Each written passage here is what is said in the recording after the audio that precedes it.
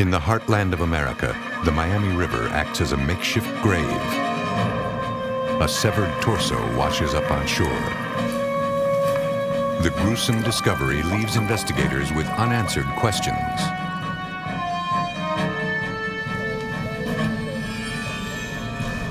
In San Diego, California, a killer has left behind pieces of evidence. Detectives must sort through these small clues to prove murder. Some killers go to great lengths to leave little trace of their violence or their victims. But the twisted path that led them to murder is often paved with lies. Sometimes, those closest to us can be the most dangerous. Beneath a layer of trust can lie a hidden obsession.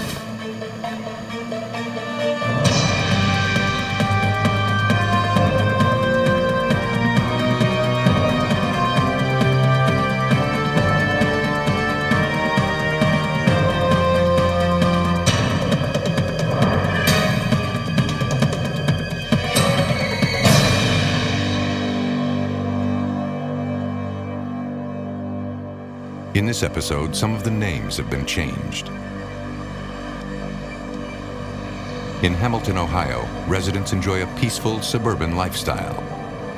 The inner-city crime of Cincinnati is miles away.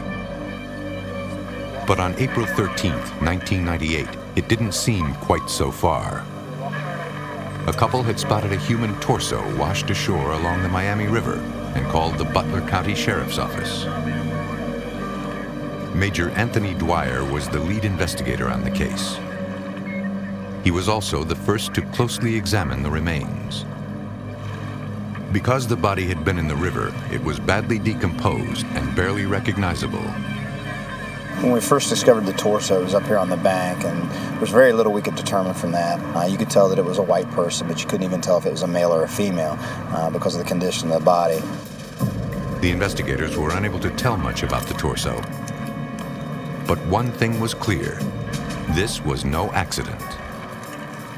For the extremities being cut off, we took a close look at the bones. It looked like there were saw marks there. The torso was carefully collected and transported to the morgue for a more thorough examination.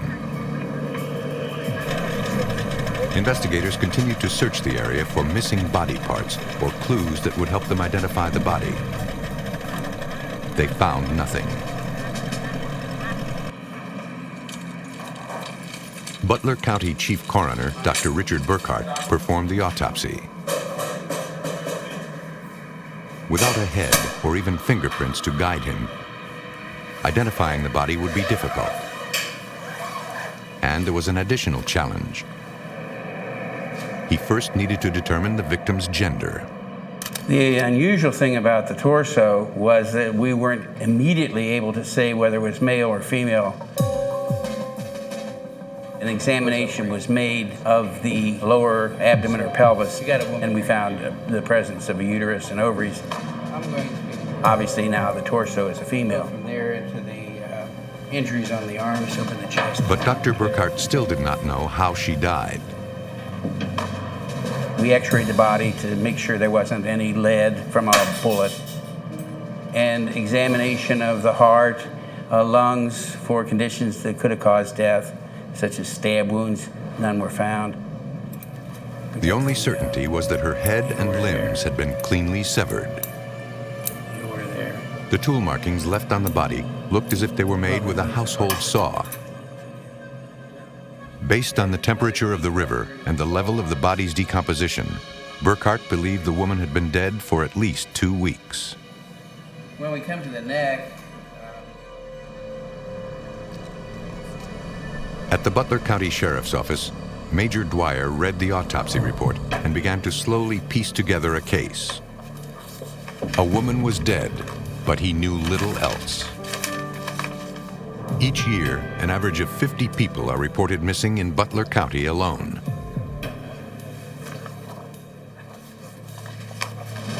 Our first priority was to try and identify the body.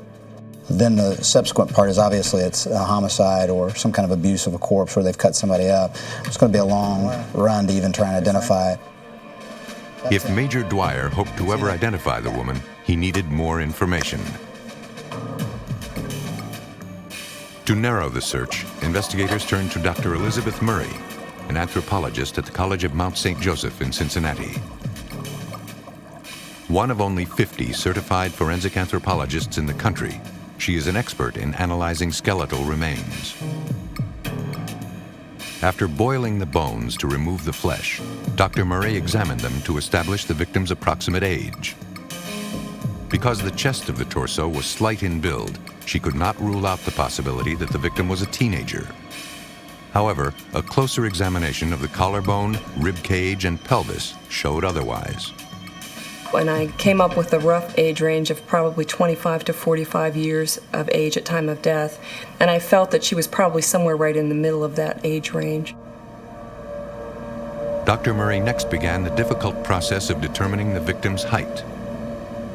Normally you would measure a long bone such as one from the legs, but in this case we didn't have those.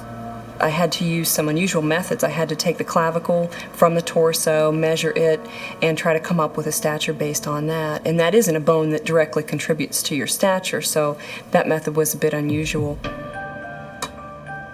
Dr. Murray concluded the victim was taller than average, between 5'6" and 6'1".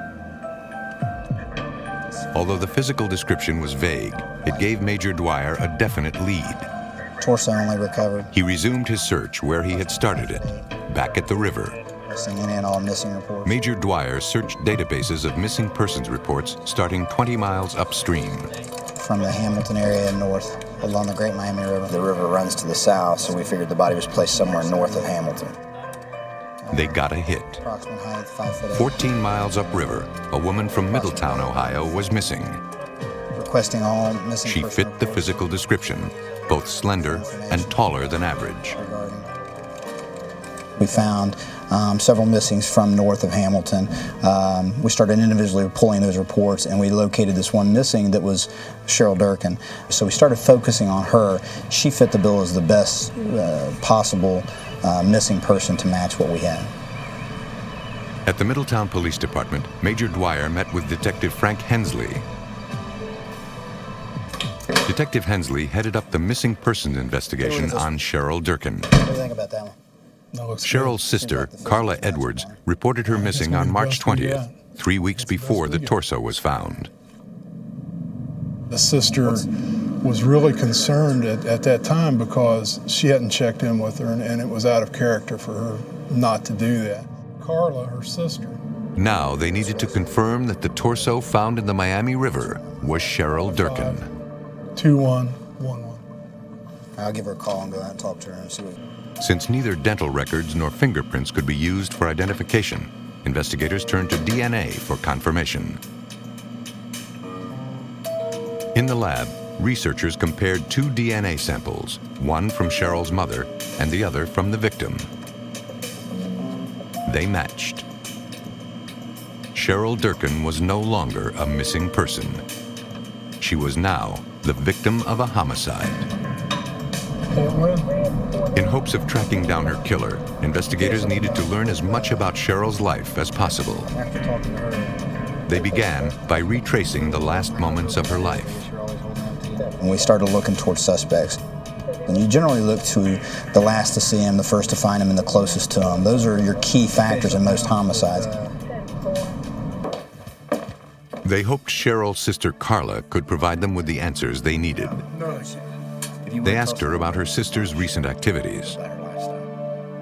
Carla said that although her sister had been involved in drugs in the past, she appeared to be putting her life back together. Just really been trying to get her life clean and make a fresh start.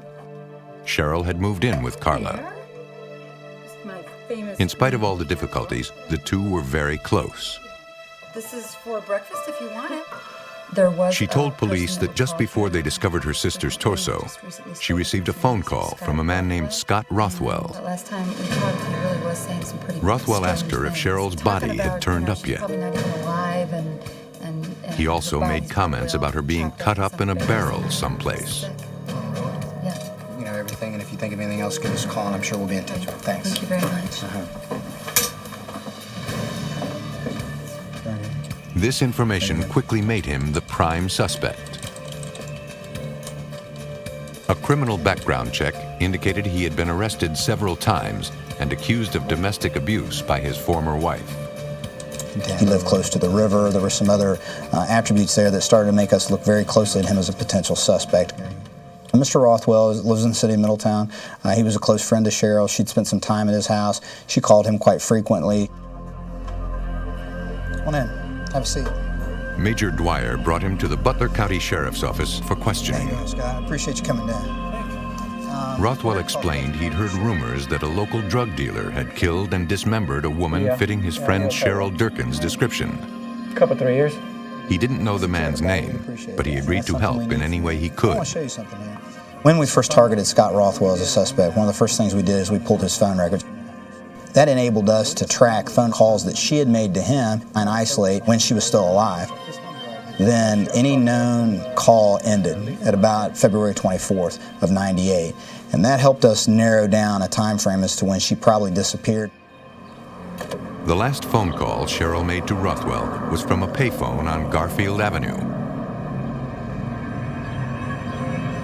He explained that Cheryl frequently called him from that payphone. Because she didn't have a car, she relied on friends for rides. Dwyer believed his story. He was a pretty stand-up guy. He came forward, cooperated. He helped us quite a bit with the phone records. I'll tell you what, Scott, I appreciate you coming in. I know it's been a long day. As the case unfolded, he became less and less of a potential suspect. The investigators were convinced Scott Rothwell was not a killer. Even with more information, it amounted to nothing more than an unsubstantiated rumor. They were no closer to solving the Cheryl Durkin case than when they began. Her killer, a person capable of extraordinary cruelty, was still out there. In Ohio, a vicious killer had murdered 34-year-old Cheryl Durkin and cut her body to pieces. Her torso had washed up on the shores of the Miami River.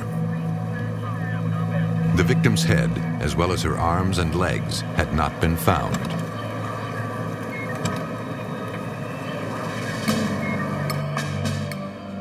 Desperate for leads, they tried a new approach. Cheryl's remains were sent to Dr. Stephen Sims at the University of Tennessee Regional Forensic Center. As a tool mark expert, Dr. Sims needed to determine what was used to dismember Cheryl's body. Sims examined the distinctive markings on the ends of the bones. I can look at striations and determine something about the shape of the blade. In this case, it's a very unique cut in that the striations or the cut marks in the cut surface of the bone are not straight. In fact, they show a fixed radius curvature. I saw numerous false starts, which usually indicates a power saw due to the fact that the blade could not penetrate and it attacks the bones at different angles. The fact that the blade is round and a very high speed, a lot of energy given to the blade, all indicate mechanically powered circular saw. It would have been difficult to cut through bone and tissue with a circular saw. Dr. Sims believed they were dealing with a brutal killer who would do anything to hide his crime. The doctor's theory provided investigators with new insight into the person they were looking for. News of the homicide outraged the citizens of Middletown. Okay. The police department was flooded with tips from anonymous callers. One woman agreed to meet with investigators, but she was too scared to come into the police department. Okay. She'd heard rumors that a local thug named James Lawson was responsible for Cheryl Durkin's death, I have heard rumors. and that he had hidden her body parts in his sister's garage. And I've seen him around. The sister's but- name was Rachel Zimmer. I've seen him The woman around, knew but both Cheryl and Lawson. he was missing. She had seen them together on more than one occasion. You've seen those two together? Yeah. Although the story seemed outrageous, police believed the young woman and obtained permission to search Rachel Zimmer's garage.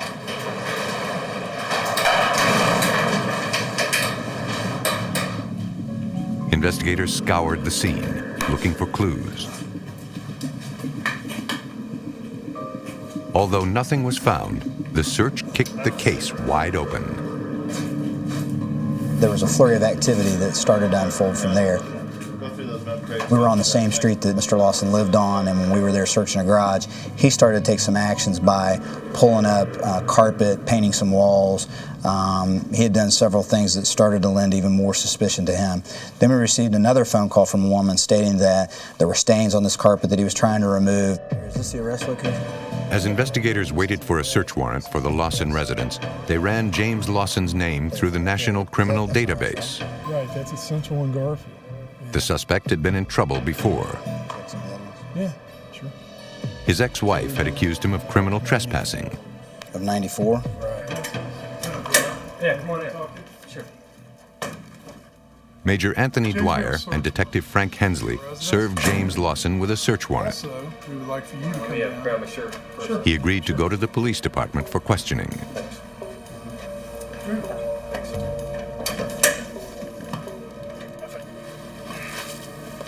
He's got that. Forensic technicians from the Butler County Sheriff's Office collected carpeting from the backyard. We've got the carpet. All right, let's get out of here. Inside the house, investigators found bloodstains along the baseboard in a hallway. Samples of the blood were collected for analysis in the lab. In the bedroom, the chemical luminol revealed bloodstains on both the carpet and the baseboards. Samples were taken there as well. Police searched James Lawson's basement, looking for anything that might tie him to the murder. They noticed the work area was freshly painted, using an unusually heavy industrial-grade paint. But the paint wasn't enough to stop investigators from finding an important clue. Where they used the luminol, it looked like a slaughterhouse when it lit up with the amount of blood that was sprayed by the saw and cutting her up. Although the circular saw was never found, the amount of blood in the basement convinced investigators that James Lawson had murdered Cheryl Durkin.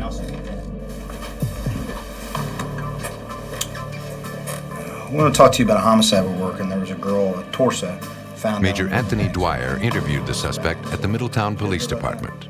I think I did read something about Lawson admitted that he'd heard of the murder, but he said he didn't know Cheryl Durkin. Can you explain any of that to me? Why there's blood on walls over there? Well, He told police he was renovating his house. hands into the He said he injured himself while he was cutting drywall. got my hands down. The blood on the carpet was his own. Well, yeah, I appreciate Dwyer your believed Lawson was Got a lying, lot of work to do over there. We'll be over there. but for a without while. more evidence to tie Lawson directly to the crime, they would have to let him go. We had a lot of evidence we removed from the house, as well as the painted basement. But we didn't have DNA to connect the victim from being in the house, so we didn't have enough probable cause to charge him at that point. Over the next few weeks, the blood evidence was analyzed. Samples of blood taken from the house were compared to Cheryl Durkin's DNA profile. It was a positive match. Investigators now had enough evidence to arrest her suspected killer. You weren't here for James Lawson. Did you enter it with a pickup radius of 1 and make sure the guys in the streets are aware of it? But they were too late. With nothing to hold him, James Lawson had already fled. A young woman had been brutally murdered. Her severed head and limbs were still missing. Ohio police were closing in on a suspect. Although they finally had enough evidence to arrest James Lawson, Where's your finger? he was nowhere to be found. It was a complicated case. Major Anthony Dwyer needed to find Lawson, but he also needed to find the missing body parts.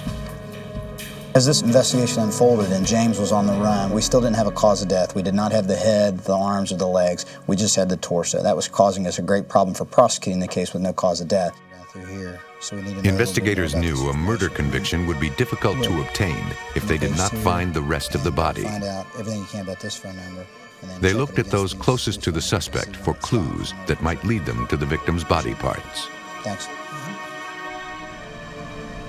One of those people was Rachel Zimmer, James Lawson's sister. Major Dwyer and Detective Frank Hensley Rachel. had already searched her garage. Now they picked her up for questioning. Drinking. We had to get away from all this. We felt very strongly that she was involved in the case. We felt that she maybe even have buried some of the body parts. Rachel finally admitted that Lawson had hidden Cheryl Durkin's body parts in a barrel in her garage. Then, when things settled down, she and her mother buried them in another part of the state.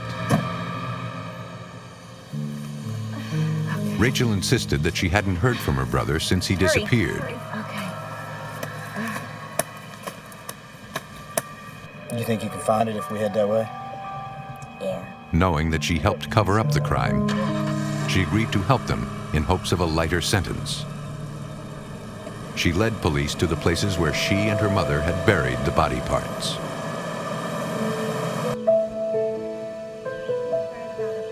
We parked in a very secluded area and we walked back into the woods. There was a trail. She looked back up at the roadway and could tell about how far she walked when she buried the parts. Right here. This depressed area right here. Right in here. Yeah. There, the investigators found a skull buried in a shallow grave. We did some light digging and were able to uncover the top of Cheryl's face. As we brushed the dirt away, you could see the enamel on her teeth kind of lit up. And then we stopped at that point to bring in the forensic anthropologist, Dr. Murray, to do the complete excavation. Yeah, this is Lieutenant Dwyer. Yeah, go ahead and put an all page out for the detectives. We need some people up here to secure this area. Backed by a team of anthropologists and police officers, Dr. Elizabeth Murray excavated the rest of Cheryl Durkin's body.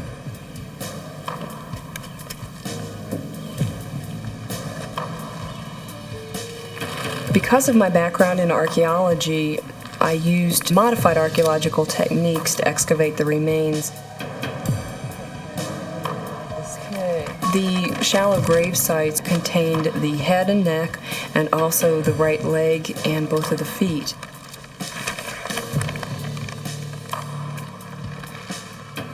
After processing the remains, Dr. Murray examined the skull to determine the cause of death.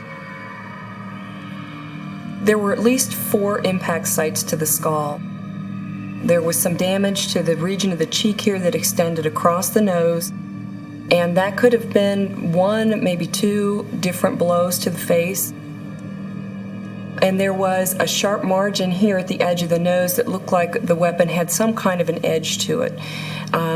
Also on the side of the skull, there was an area of damage here that was blunt trauma, where a large piece of bone had been driven into the skull from a lateral aspect inward. And then a small lesion behind the ear here where something had impacted the skull from behind. So obviously the person was battered with some kind of a blunt object. The lab tests confirmed the suspicions of the investigators. The DNA evidence obtained from the torso, the skull, and the limbs all matched. They all belonged to Cheryl Durkin. Now, police turned up the heat on one of the people who helped Lawson dispose of the body, his mother. 46-year-old Susan Abdow was arrested at her home on September 1st, 1998.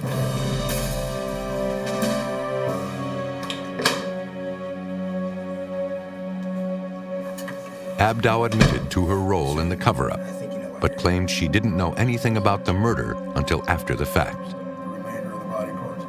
She told investigators that she was only trying to protect her son. Well, according to Abdow, James had left town and had not contacted her.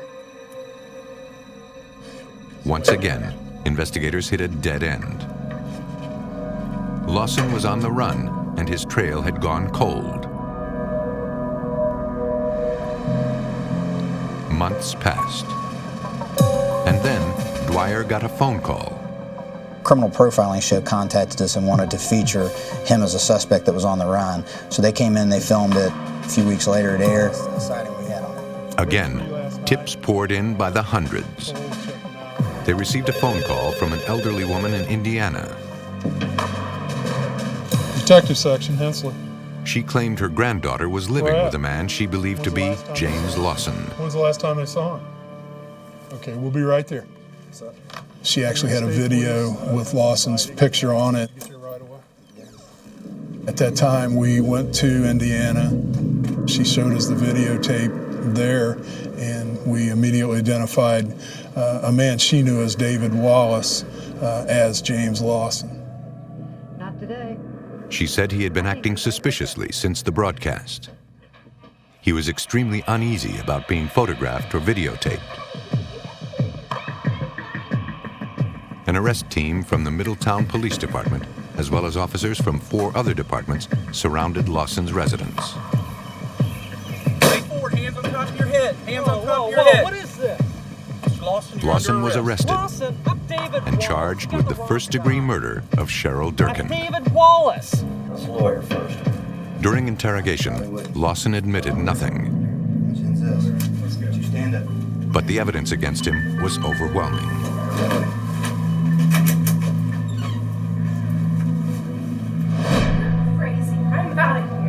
Based on the evidence, investigators believed that Cheryl had stayed the night at Lawson's house after he picked her up at the payphone.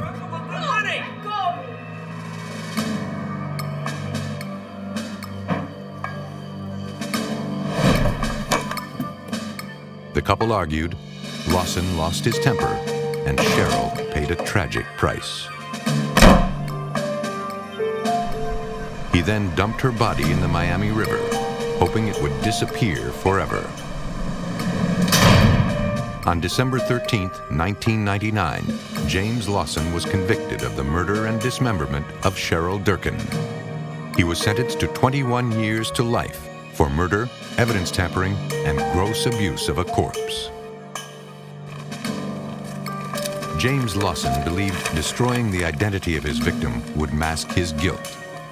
But a relentless investigation and solid forensic evidence exposed his brutal crime. In Southern California, investigators faced an equally disturbing case. In order to solve the crime, they would have to delve deep into the mind of an obsessed killer. In the summer of 2000, the city of San Diego, California, was the site of a gruesome discovery. On August 14th, a young man searched a dumpster outside a pet shop. He was looking for cans to recycle.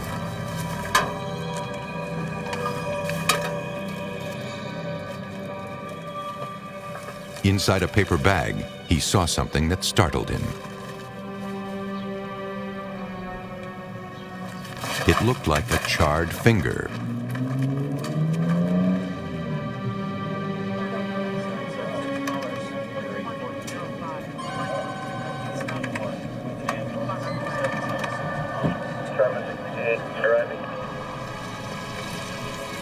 Investigators from the San Diego Police Department were called to the scene.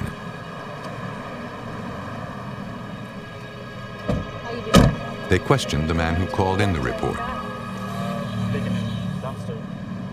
He said he was collecting aluminum cans when he found what he thought were fingers. Could you stay right here? We're going to go ahead and check it out. But could you stay right here for us? Sure. Okay, thanks.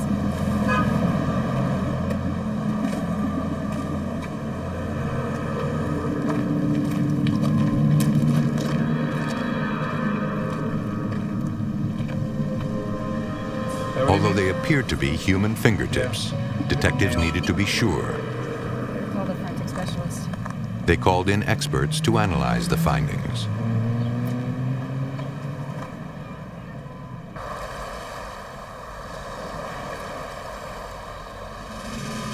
Tom Washington, a latent fingerprint expert, searched the contents of the dumpster.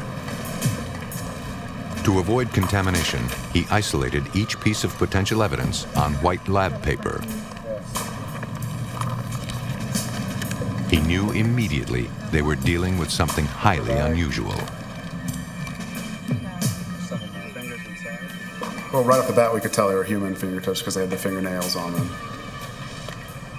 He found 8 fingertips in all. That's right. Investigators sifted through the dumpster, careful not to disturb any evidence. Along with the fingertips, they also found a number of other items, including a pair of bolt cutters. On the cutters, they noticed a bar-coded SKU number. Police believed it could lead them to the store where they were purchased. That's good.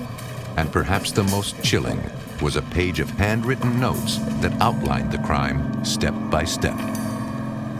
There were some papers that had different things written on them, kind of a to-do list. Things like rent a vehicle large enough to extract a body, time off from work, console with the victim's grieving family. Basically a schedule of things that the murderer had planned on doing.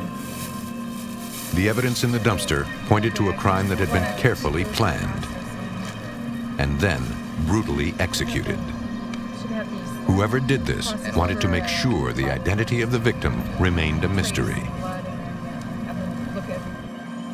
San Diego police were facing a complex case. Sergeant Bill Holmes knew it would not be easy. Well, initially we didn't have any leads. When you have no idea where your crime scene is or where the rest of the body is, that's a tremendous challenge. Investigators hoped the crime lab would find more answers. Forensic expert Tom Washington examined the fingertips. The main challenge was identifying the victim. We had the fingertips, but we didn't know who they belonged to. But the tips were so badly charred, a readable fingerprint would not be possible. Police knew they would need more information if they ever hoped to find out where these fingertips came from and how they ended up in the dumpster. 8 human fingertips had been found inside a dumpster in San Diego. Who they belonged to and how they got there were anybody's guess. Police looked at items found in the dumpster for clues that might lead them to the killer. At the San Diego Police Crime Lab, the bolt cutters were examined by forensic specialist Sean Monpetit. Investigators suspected they had been used to cut off the missing victim's fingers. When I looked at the bolt cutters, I noticed what appeared to be small pieces of apparent tissue on the cutting surfaces. It was determined to be human and saved for DNA analysis. But no fingerprints were found on the item. Investigating further, police hoped the bolt cutters would yield more clues. Using the SKU number, Detective Bill Holmes set out to see who purchased them. So I sent detectives to some stores in the area. We were able to locate where the bolt cutter was purchased, a hardware store in the area. The bolt cutters were purchased with a credit card, but because of the time of day when we got the information, we couldn't access the computer to find out who that credit card belonged to. We had the number, but we couldn't find out at that time who it belonged to. Were there any other items that were bought by any chance? The investigators noticed an additional charge on the credit card. If you rented a machine, you had to get a credit card. The same person who purchased the bolt cutters also rented a carpet cleaner.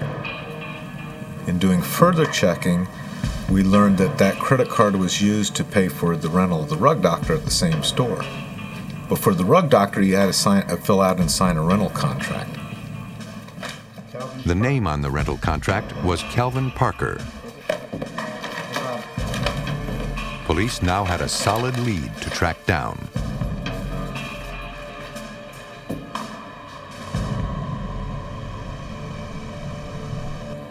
A background check revealed that Calvin Parker had no criminal history, was a veteran, and certainly did not fit the profile of a brutal killer. Detectives were beginning to think this case would go cold. They got an important break. A few miles north of San Diego, in Carlsbad, California, 2 residents discovered something unusual on their daily walk. We were walking the favorite the trash can, so we walked a little close to it, and it... Although it was an ordinary trash can, the lid had been secured shut with duct tape. Stay right back here by the car, and I'm gonna go take a look at it, okay? The trash can emitted an unusually strong, foul odor.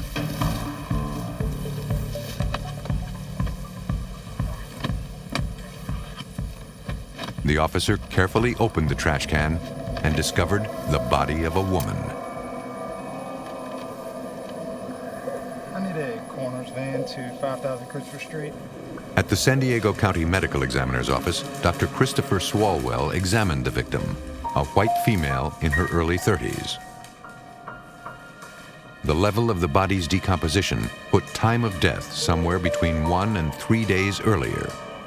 She was naked except for a scarf around her neck. Since his office had been notified of the findings in the dumpster, Dr. Swalwell knew what to look for. The fingers were all missing, so that's when we sort of put two and two together and worked under the assumption that those two were related.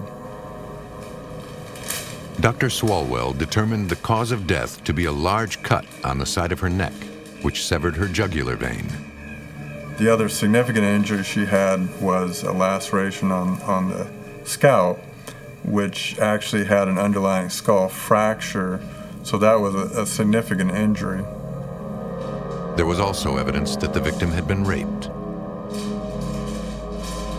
Dr. Swalwell noted strange bruises around the victim's wrists, on her face, and on her back, indicating the woman had been beaten prior to her death.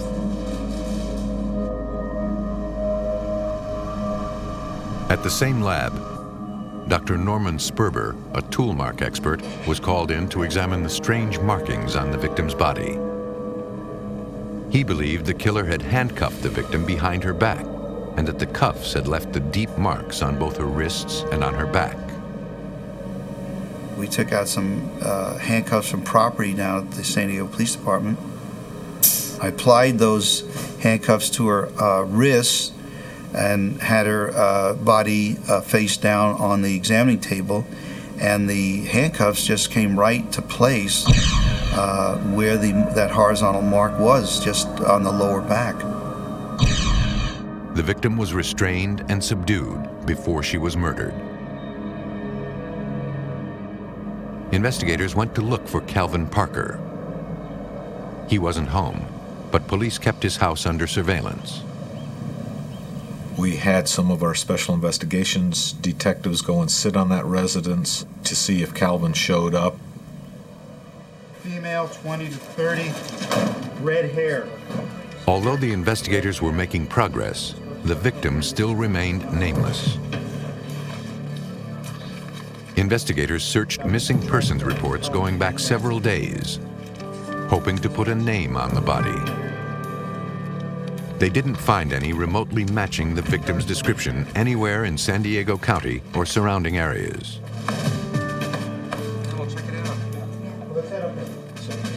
As news of the grisly homicide hit the streets, people came forward with information. One witness lived in an apartment facing the dumpster. She had seen something unusual the night before the fingers were discovered. She said that she saw a rental truck back up to the dumpster. A black male exit the truck and throw a couple bags into the dumpster and then leave.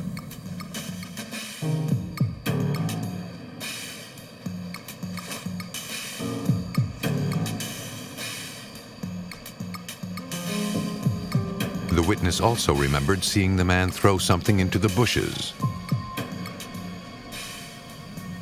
Her initial impression was that it was a cigarette, but she didn't see any ashes or sparks coming from it. Investigators returned to the scene and searched the area. They found the tip of the victim's right thumb.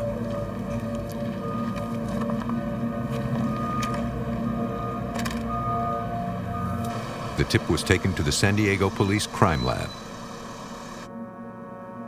Tom Washington performed the examination. The print had enough ridge detail to capture a clear print. But after running it through the database and coming up empty, they still had no one to compare it to. Sergeant Holmes focused detectives on their newest lead, the rental truck spotted by the witness.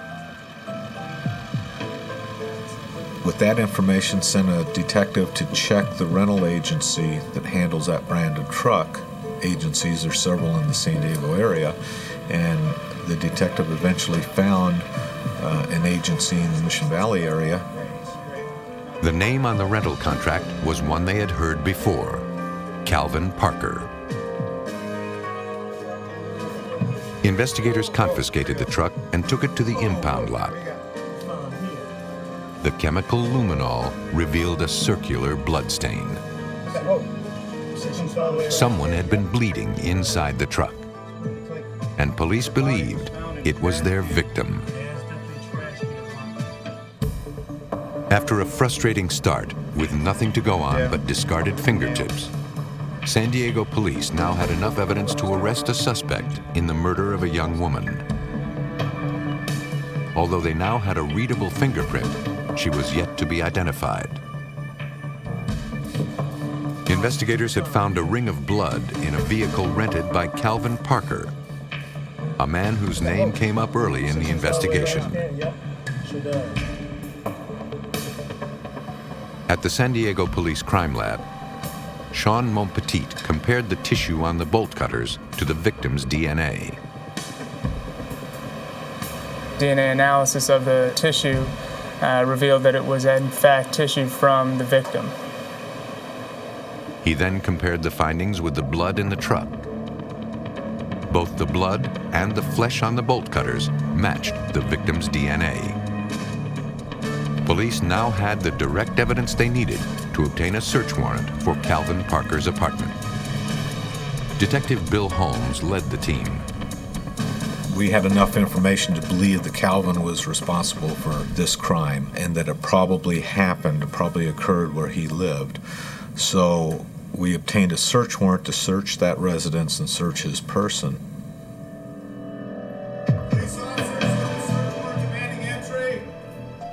Police cautiously entered the suspect's residence.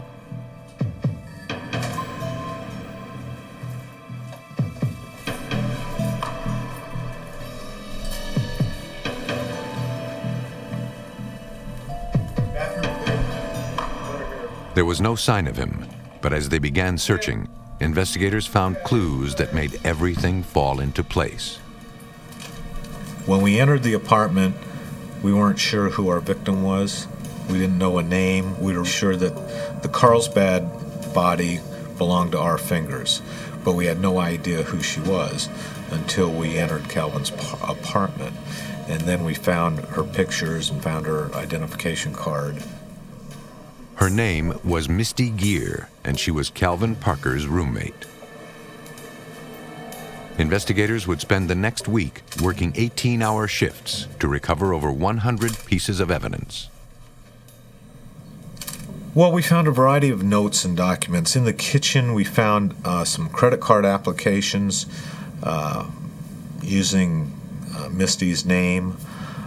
We found some of her checks that had been filled out and made out to Calvin. We found some notes, both at the dumpster and at the apartment, sexual in nature, pointing directly at Misty, that were written by Calvin. The evidence against Calvin Parker was quickly mounting. Forensic examiners sprayed luminol throughout the apartment to detect any blood.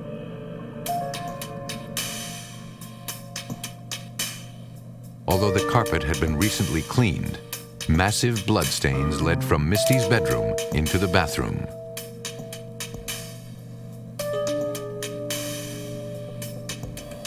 At the San Diego Police Department, Tom Washington compared the victim's right thumbprint obtained from the thumb found in the bushes to the thumbprint on Misty's identification card.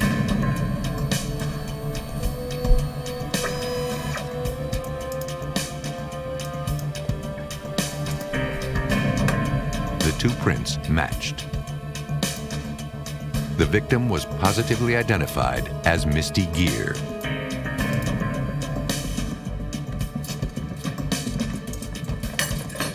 Investigators hoped those who knew Misty best would lead them straight to Parker. We have some questions about Misty Greer. We used to work here. They asked her co-workers about the suspect's relationship to Misty. He and Misty had been roommates for about 3 months, each having their own bedroom and bathroom, strictly platonic, although he did have desires for her. She wanted nothing to do with him in that way.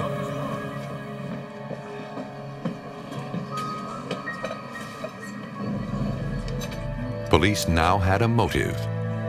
Calvin Parker was obsessed with his roommate. But they still needed to find the missing suspect. The apartment was still under 24-hour surveillance. On the morning of August 15th, Calvin Parker stopped by his apartment to pick up his mail. There it is.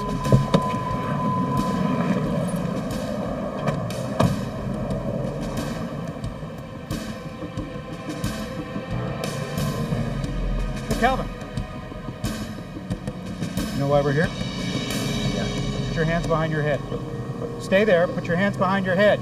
He was arrested and taken in for questioning. We found the girl's fingers in the dumpster.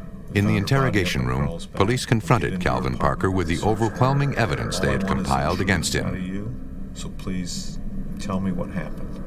Parker told Sergeant Holmes his version of events that led to Misty's death. Calvin said that he was home watching TV in his bedroom when Misty returned from work about 10:30 or so that evening. She went into her bedroom, was watching TV. About half an hour later, he went into her bedroom, sat on her bed, they watched TV for a little bit, and then they had consensual sex. According to Parker, Misty agreed to be his girlfriend, then changed her mind. They argued, and she insulted him. He said he couldn't take it and just snapped. He lost his temper, picked up a picture frame that was next to the bed, and struck her 3 times, once in the head, in the throat, and in the chest. She started bleeding profusely. The extent of her injuries and the handcuff marks on Misty's wrists told a different story. We did find picture frames next to the bed, none of which were damaged, none of which were strong enough or heavy enough to do the damage we saw on Misty's body. Investigators believe Calvin Parker was attracted to Misty. When she didn't return his affection, he grew dangerously obsessed and attacked her while she slept. He then dragged her body into the bathroom, where he cut off her fingertips to destroy her identity. On July 17, 2002, Calvin Parker was found guilty of first-degree murder and sentenced to death. Murderers will go to extreme lengths to avoid prosecution, destroying all traces of the crime and their victims. But even the most careful killers cannot anticipate the precision in which forensic science will unearth even the most hidden obsessions.